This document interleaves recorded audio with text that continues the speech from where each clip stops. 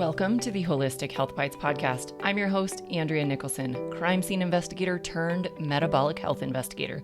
This podcast provides bite-sized episodes to help you have a pristine health scene so you can live a vibrant, adventure-filled life. Let's dive in. Welcome back to the Holistic Health Bites podcast. Today, I am joined with a special guest, Amie Longmire, and she's going to tell us all about her amazing health journey and how she got to where she is today, along with some of the work that she does in her life now to help other people have their best lives as well. So welcome, Amie. Thank you so much for joining. Thanks. I'm glad to be here. Yeah. Can you just, introduce yourself a little bit and tell everybody a little bit about you, how you got here? Anything you'd like to share? Gosh, the short version. My name's Amie. I'm a psychotherapist and a Reiki practitioner. I also am a writer and an artist. I do all kinds of things, but I'm located out in Boise, Idaho, and I've been practicing for a couple years. But really, it was kind of my own health journey that got me into this position in the first place. So really, I focus on women and trauma. It's usually either medical trauma or religious trauma. That's usually what we're doing. But it always comes down to like, who am I now? What do I, like I just saw the Barbie movie and everyone's talking about this, but it's like women really need community. And so I love that we're doing podcasts like this to be able to share our stories. And because I think really storytelling is what kind of brings that healing back around and opens it up for other people. So gosh, I don't know if I answered your question, but yeah, you definitely did. I love that. And I am with you on, all the things community and meeting new friends. And, that's the beauty of technology is we get to meet people from all over the world and hear these fantastic stories that we might not have heard if we didn't have technology because they wouldn't have been near us. And so I just love it. So thanks so much. So you have a pretty significant kind of medical or health history story. And I would love to, hear a little bit about that and, whatever you're comfortable sharing and, how it kind of helped bring you to where you are today. Yeah. I mean, let's see. The big one I think that we've gone over is that it was October 19th, 2009. And I was working, I was crossing a street walking.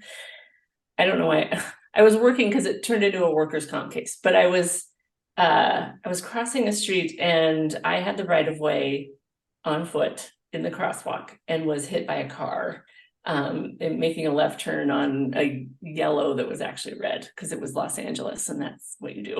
So I was hit and I hit my head on the hood of the car and flipped several times and landed a good 15, 18 feet away on the ground on my left side and sort of landed and then immediately was like, I'm going to get run over. Like that feeling of, and the driver ended up stopping a couple inches from my head. So I was not run over, but I was hit and I never broke a bone. I never lost consciousness. I had a pretty massive, most doctors I saw afterwards told me this would retire a football player, like that kind of head injury. And I was told over and over how lucky I was. Like, gosh, you're so lucky. I remember I didn't feel lucky. Felt like I'd been hit by a car. Yeah.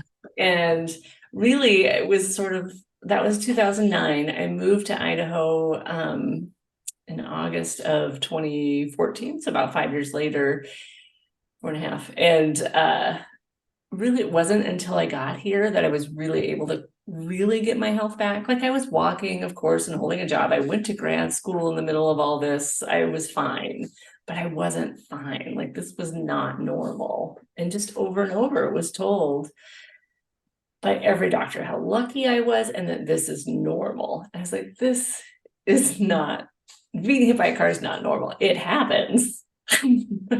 There's nothing normal about that. So I think it kind of sent me on this long journey of like being able to advocate for myself medically, especially as a woman, it's very difficult. And yeah, learning kind of what is my normal. And I remember kind of getting my psych evaluation back, and this was several years after the accident, like they were just trying to do, cross all the boxes off. And the psychologist, she's reading this thing to me at the end, and she's like, actually, you're at a 70%. Like, we see your baseline and we see your IQ and we see can see before and after, really. And I was like, this is me at a C? Like, wow, I don't know what to say. I think, and people keep asking me, because obviously I've made a complete recovery, but I know that the summer before I'd been hit, I climbed Mount Whitney, and I was running and hiking and doing all these things. I'm not running these days, but lots of yoga, lots of hiking, and then just lots of kind of trying to build community around how can we get women to feel better in their bodies and be able to advocate for themselves when they go to the doctor, whether that's hormones or infertility or menopause or just kind of, like, I see a lot of women with like chronic fatigue. And right now there's a lot of, because of COVID, long COVID, that turns into chronic fatigue. And really it's all inflammation. And it's hard to pinpoint what to do about it and how to ask for help, right? So yeah, that's a lot. But I know kind of earlier in my 20s, I was put on a series of different anti-anxiety meds, as we usually are in our 20s, because you go to the doctor as a female and say, I don't feel good or not sleeping well. And that's what they hand you. And I wasn't, like, it took me till I got here and started seeing a naturopath to realize I was actually deathly low on iron. And iron mimics anxiety. It mimics sleepless, like insomnia, heart palpitations, shortness of breath, asthma. I didn't need meds. I needed iron. It was just ridiculous. So I spend a lot of time with women going, have you checked your iron? What do you need to get from the doctor? Like, what questions are you going to ask? Like that kind of thing. So that's so important. It's funny that sometimes it's those little things that nobody looked at, nobody asked that question, nobody pushed. And I think so often we all just kind of believe what we're being told, and we don't question it, and we don't ask for more information. We don't ask for references and resources. And yeah, it's so important to really dig in and ask the hard questions. It's your body, it's your health. You know it better than anyone else. So that is one of my favorite messages to share as well, is being okay with asking those hard questions and digging until you find the answers that you know are in there. Yep. I see one right now, a client who was, I mean, years and years of chronic fatigue, and this has been pretty debilitating. And she said every time she has to find a new practitioner for whatever reason, she calls that office and says, I want to set up a consultation. And really it is, I want to interview you to make sure we are going to work together well. And I love that idea. And I wish more of us would be doing that. I wish I had the wherewithal 20 years ago to be doing this, because I wouldn't. Well, why not? Like, we're allowed. Yeah, absolutely. And if somebody's not okay with you interviewing them as the practitioner, they're probably not the practitioner you want. That's telling. Absolutely. Yeah. Anyway, I love that. So I'd love to pivot a little bit. Thank you for sharing your story. And it's so powerful to see a classic example of exactly what that looks like and how you can advocate for yourself and how you can, keep digging for answers and not necessarily just take the pill because that's what they're telling you to do. And, really find what's really wrong. And so I know you also work obviously as a therapist, and you're also a Reiki practitioner. Can you tell us a little bit about what Reiki is and how it's useful, who it's good for, all of those things? Yeah. I found Reiki in when I was in grad school a second time for counseling, and a girlfriend in my cohort, we were in a trauma class, and it was pretty traumatizing to go through. And she turned to me and said, she knew a little of my story, this accident and that kind of stuff. And a lot of that stuff was coming up. It's pretty traumatic. And she's like, I really want to do Reiki on you. I was like, what is that? Right. And I guess in the pretty conservative Christian church, I wasn't there anymore necessarily, but it was sort of like, I don't know what that is. That sounds scary. And she's like, relax. We're just going to breathe.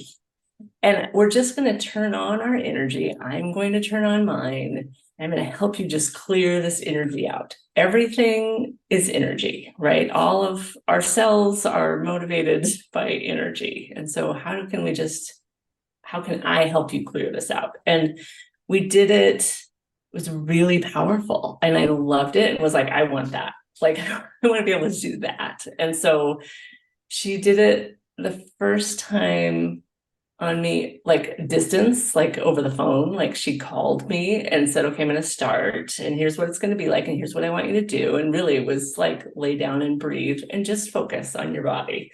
I knew, and I'll call you back when it's over. And if you're asleep, totally fine. Like, we'll talk later. And so it was like, you'll either get a really good nap, or you'll really feel some things shifting in your body, and we can talk about that.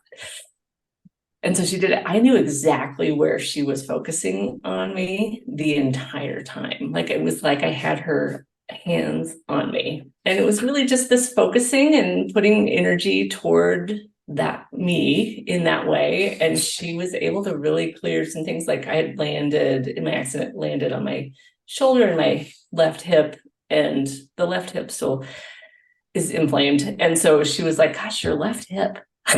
Gosh, that part of your back, right? And I was like, oh my gosh.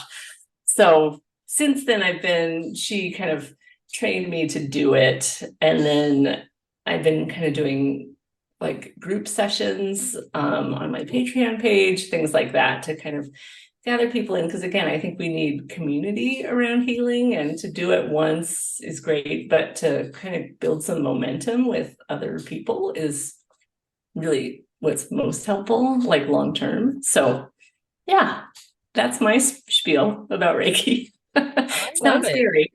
No, Yeah. it's definitely not scary. And it sounds like such a powerful thing that Mhm. doesn't have to involve, outside things. It doesn't have to involve medications and procedures and, all these expensive things. It's just kind of getting in tune with your body and letting Mhm. your body heal itself, which is always the best way to go when you can do that. Totally. Totally. Like, in my counseling, I'm not necessarily doing Reiki as in like focusing and doing that, but I'm helping. Like, Reiki, I think, gave me a good vocabulary and a language to talk about like the energy centers and what I'm noticing in people. And so it's like, gosh, the left side of your body, or the back, or what's that on your neck, or, and so I do use it. It's just kind of more conversationally and subtly, I guess. And it opens up these conversations about, gosh, this is what happened, or this is what memory comes up when we point at this spot. And it's beautiful.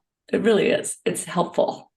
Yeah, so much of our trauma we do hold on to physically, even if it wasn't a physical trauma like yours was with the, getting hit by a Yeah. car. Yeah. Even if it's an emotional trauma, we hold that in our bodies until we can fully process it and deal with it and, Yep. file it away where it belongs. We Yes. hold that. And so that might be a neck pain, it might be a knee pain, it might be digestive issues. And so I think Mhm. being able to, like you say, point to that and say, what comes up when you point to that pain or when you think about that pain, and Yeah. being able to bring that back to some prior trauma, I think that's a Mhm. powerful modality that I haven't heard other people describe quite that way. It's kind of basically, it's somatic experiencing, like if we're talking about counseling, but really it's also just knowing your body and like befriending your nervous system. Like, it's really that simple, but it sounds hard. And I talk to women all the time who are like, they just get really anxious or mad at themselves for having some negative feelings, like, oh, I should never be jealous, or I should never be comparing, or I should never be angry, and it's like, no, no, no, no, no. Where do you feel that in your body? And then make friends with it. And they're like, no way. I was like, but you're allowed to have that reaction and also be okay with it, like allow it for a little while. Like, your response is what you're on the hook for, but having the feeling is not wrong. And so, Yeah. yeah. And when you become friends with it or pay attention to it, then you can figure out why it's there. What is it telling you? What's, making you feel that way or think that way or whatever. And then you can, when you're consciously aware of it, you can consciously work on it. If it's not something you like, Mhm. not something you want to Yeah, be thinking or doing, then now we it's in can, your yeah, awareness and you can consciously right. work on it. And Yeah. I just think that's amazing. Well, and even like this sounds kind of silly, but I find myself saying it all the time, and I really have to practice this myself. But it's like, if your best friend came to you, sent you a text, or showed up on your door and said, "I'm having these angry feelings," or "I'm having, I'm not," you would pour that woman a cup of coffee, and you'd show her to your favorite, most comfortable seat, and say, "Tell me about it." Right? But when we have them ourselves, it's I should not feel that way, and so then we're just mad. And so we kind of judge the feeling, and then we judge ourselves for it's crazy. It is. It is Yeah. for sure. What are some of the other things that you see pretty frequently that a lot of us are doing that is not helping us, or things that maybe we should be doing that we're just not doing? Yeah. What are some of those common mistakes?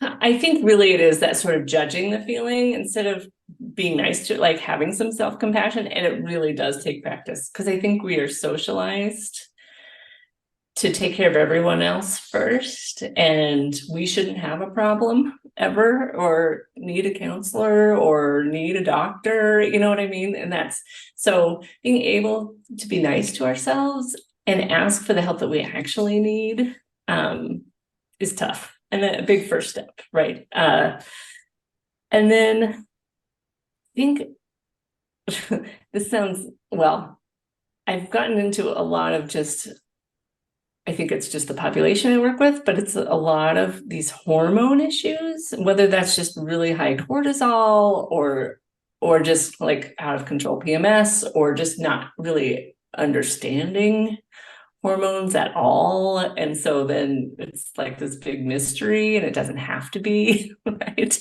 So knowing those four phases, those 4 different weeks, and being able to go, oh, I need more protein this week, I need more exercise this week.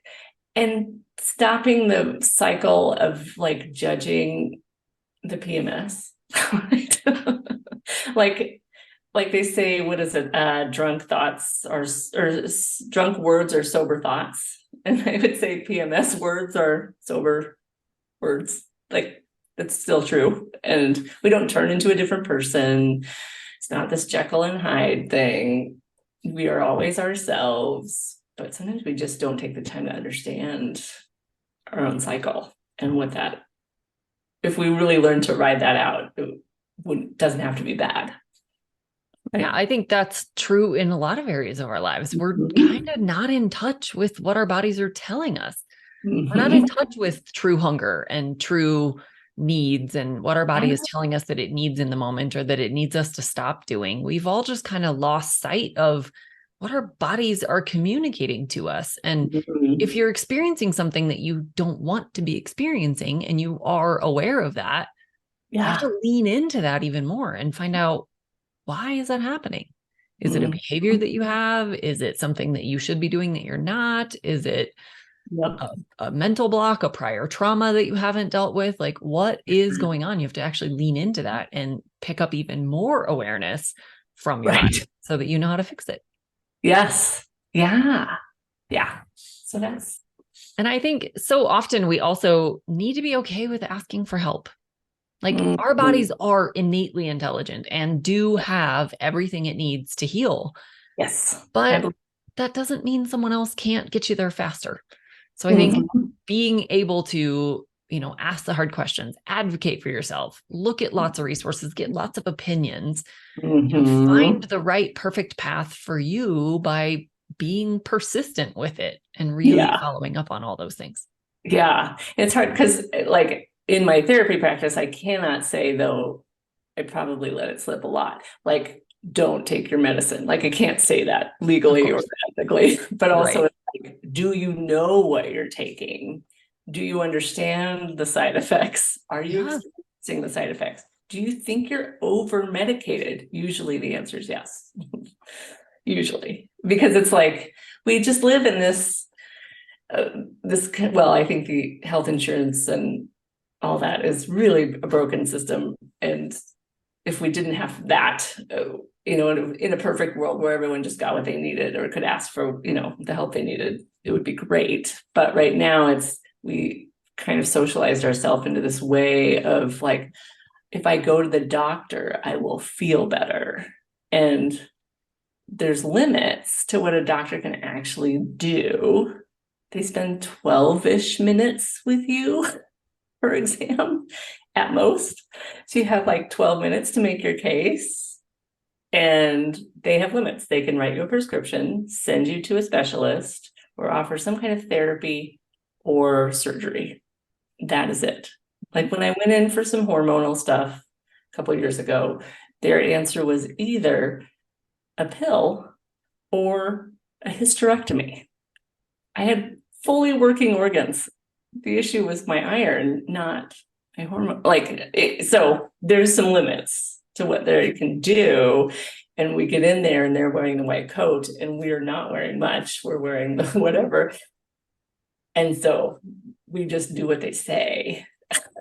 And I respect we need them, but also there's limits to what they do. And they don't always appreciate that they have limits either. Absolutely. Yeah. I think as a society, we've kind of put them on this pedestal and we sort of mistakenly believe that they know everything and that they have all the answers and that they're going to solve our problems. But like you said, they're really limited based on just the design of our model in time, in resources, in what they can recommend. And so it ends up being medications and procedures is really all they can do. But there's a whole world of other practitioners, other modalities, other methods that might actually not just mask the problem or remove it, like your hysterectomy example, but actually fix it.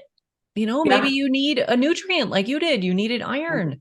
Maybe you have a B vitamin deficiency. Maybe you have a D vitamin deficiency. Maybe you have a toxin overload or an underlying infection, or, there's all these other things that that conventional medical model just isn't set up to explore, to find out. They don't have access to the same testing as, holistic or functional practitioners.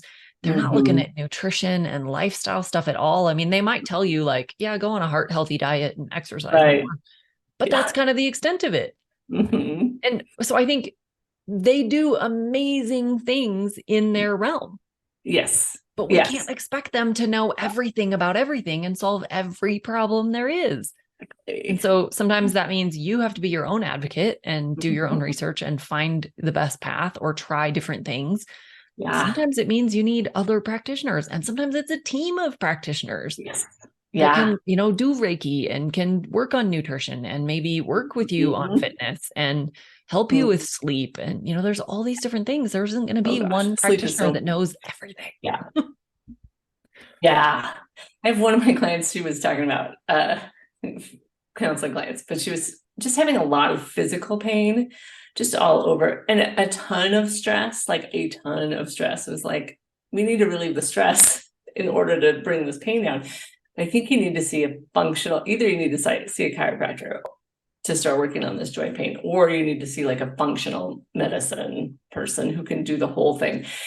And so she's finally got into this functional medicine through her health insurance, which is fantastic. And really, they had like 9 pages of like, okay, here's this and here's this. And she was so overwhelmed that she brought it to therapy and was like, what do I.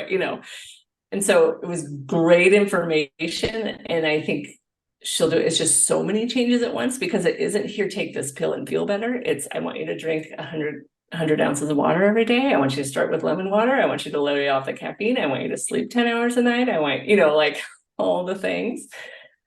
And so it's making those huge changes like all at once is really difficult, but also totally worth it. Like if she got that leaky gut under control, all of that pain would start to level out and then we feel better, right? And so it's hard because it's like we need the right doctor and we need to kind of understand that it really is up to us to do that work. Like, yeah. I had a client come in and was like, I feel like I'm doing all the talking. I was like, well, I don't know anything about you unless you say it out loud. I can't fix this for you unless you do it. Like, Yeah. This is how we do it. So it's a big commitment when we have to level up and be responsible for our own health and not just rely on, my yearly blood test said I'm fine. So whatever, I guess I'm fine. Yeah, it is a big commitment, and rightfully so. We are a complex organism with emotions and physical issues and chemical issues and all the things. And unfortunately, as much as conventional medicine gets the kind of short end of the stick with they don't do enough and they only have pills and procedures to recommend, functional medicine gets the opposite end of that. And they're like, oh, it's so overwhelming and so complicated and too many things and it's so expensive and it's all the things. And so I think we need to, as a society, as patients, as people, as practitioners, we need to remember that and meet people where they are. They don't have to overhaul their entire lives overnight. That's not a recipe for sustained results. But yeah, there's this whole list of things that you ultimately will want and need to do to live your best life, but you don't have to do it all today. Right. You can implement these things in baby steps, in small doses over time. You don't have to leap into the deep end of the pool. You start with the foundation, start with the easy things, start eating good food, start walking a little bit more. Like these can be really simple things that can really move the needle without, spending $10,000 plus in testing and using supplements instead of medications. Like that's a lot of times functional medicine has just become the more natural approach, but really you take 15 supplements instead of 15 prescriptions. Does it feel all that different? Really? Like it might be a little bit less in the side effect realm, but not always. Side effects can come from supplements too. So I think sometimes we overcomplicate things and overwhelm people with all the things you need to do. And you don't have to do it all today.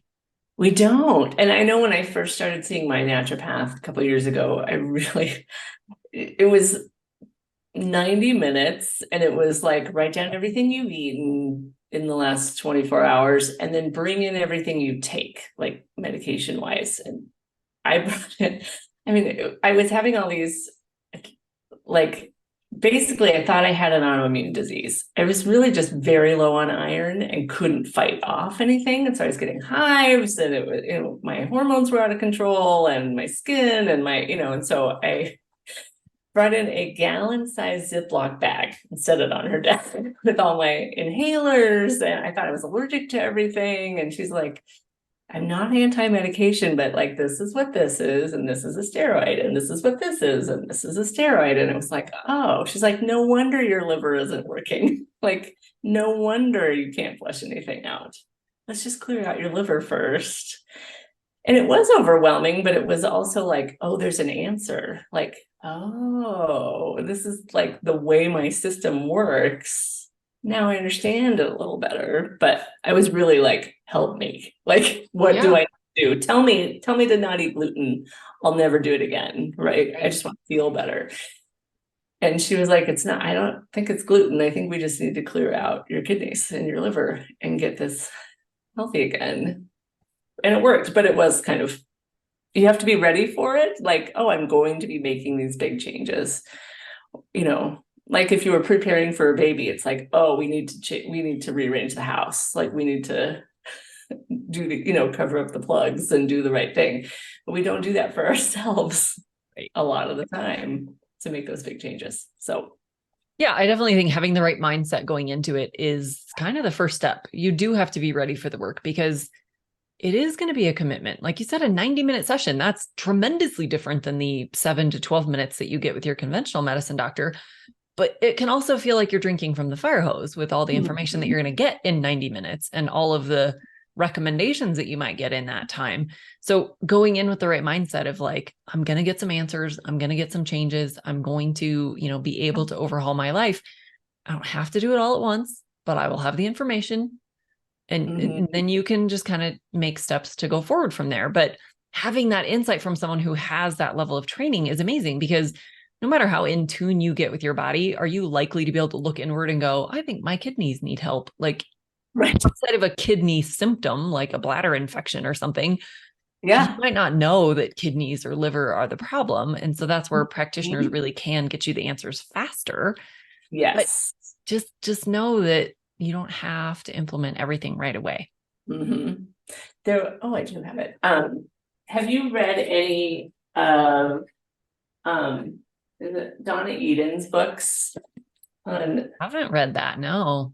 there's this one, and then she's energy medicine, so it's a lot of like how to trace your meridian lines and kind of do some energy work. She has another one that's just for women. It's on hormones, and it's fantastic. Like there's just some like tapping, silly, they sound silly, and yet when you do them, you're like, oh, that's how you get rid of a panic attack, or oh, that's how you get rid of bloating during PMS, or oh, that's how, like, oh, I understand myself a little better. I understand where I can make these small, like, it's free. Well, I mean, you buy the book, but it's free to do. It's not a prescription. There's no side effects.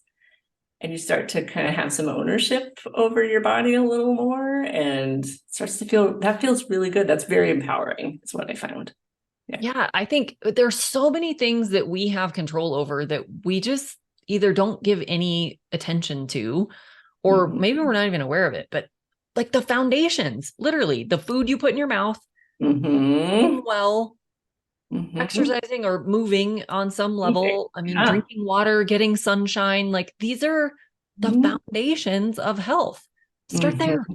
If these are things Yeah. you're not currently doing, start there. And then add in breath work, add in tapping, Mm-hmm. add in meditation or journaling or, all Yeah. these other things, which are all still relatively Totally. free, relatively easy to do, seem Yeah. like they're not making a difference, but over time they absolutely do. And you're controlling your physiology.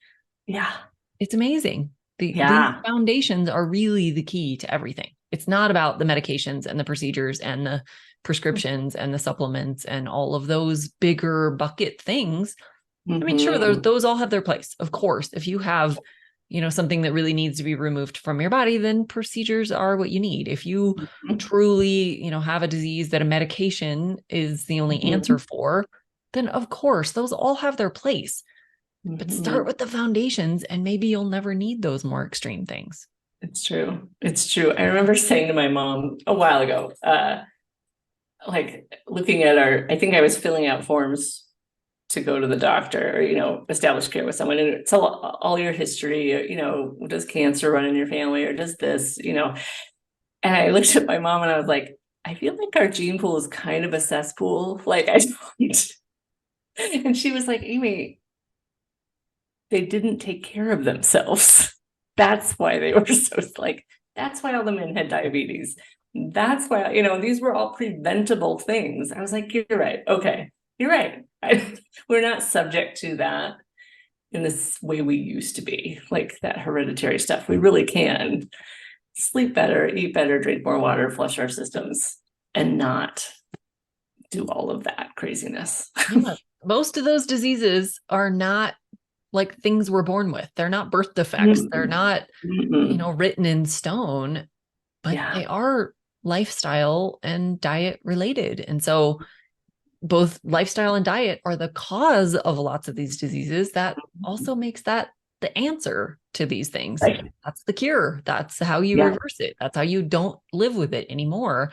You stop Yeah. doing the thing that caused it. Mm-hmm. Mm-hmm. It doesn't have to be complicated. It doesn't. I know I'm always asking my clients, how are you sleeping? And they're like, I don't know. Yeah. We're just not aware of what our Yeah. bodies are doing. And yeah, that's really where it starts.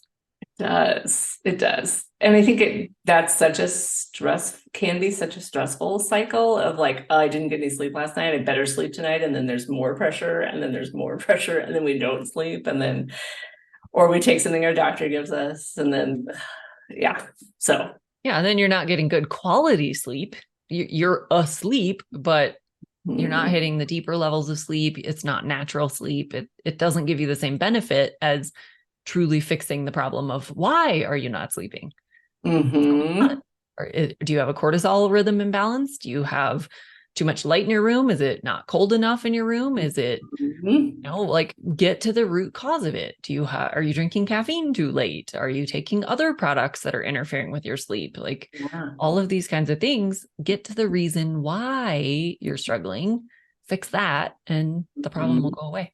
Mm-hmm. Yeah. And we're like, yeah, it's so easy, but it isn't. Like our willpower, egos get in the way, and just like that's hard. Yeah. It's really simple, but not always easy. It's easy to not do as well, to gloss over it. Yeah, for sure. Yeah. How can people find you or learn more about the work you do and reach out if they want to? Yeah. AmieLongmire.com, AMIE Longmire, like the TV show, LONGMIRE.com. That's probably the quickest way. That's my name on Instagram also. Yeah, those are probably the fastest ways to get a hold of I love that. Thank you so much for making that simple. And of course, we will leave that in the show notes for people to just easily click on and reach out to you. Do you have any final words you'd like to leave everybody with?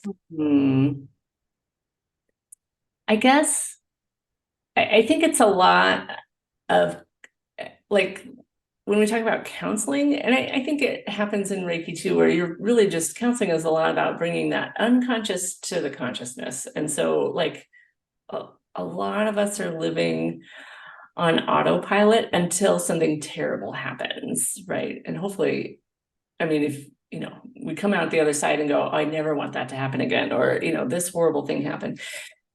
And so we get kind of stuck in this like, what do I do? Right. And so it's that, like when you're talking about like implementing those changes, like sleep or water or whatever, it is simple, and it is kind of a mindset shift of I have to think about this first, or I have to set this goal for myself first.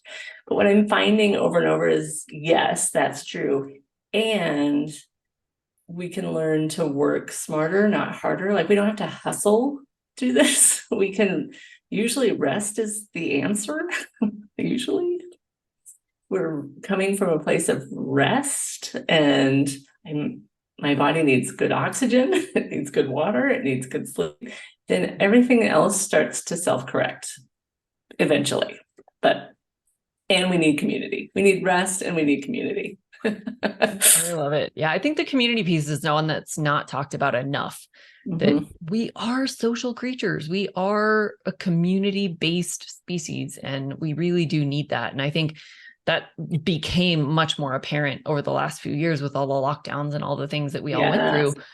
It became much more apparent that we don't do well when we're locked down by ourselves, and we can't communicate, and we can't touch each other, and we can't be in the presence of other beings. And I think that's a really important piece that we all need to really lean into.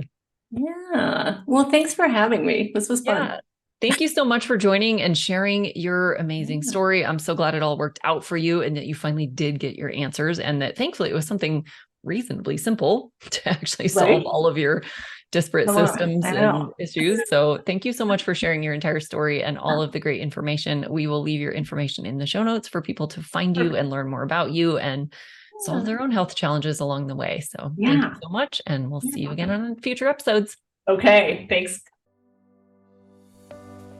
If you are ready to finally stop searching and start finding your ideal health without giving up everything you love or obsessively counting, weighing, and tracking everything, you need to register for my free Holistic Health Philosophies course. To register, all you have to do is visit www.healthylifewithandrea.com/free. I'll leave a link in the show notes.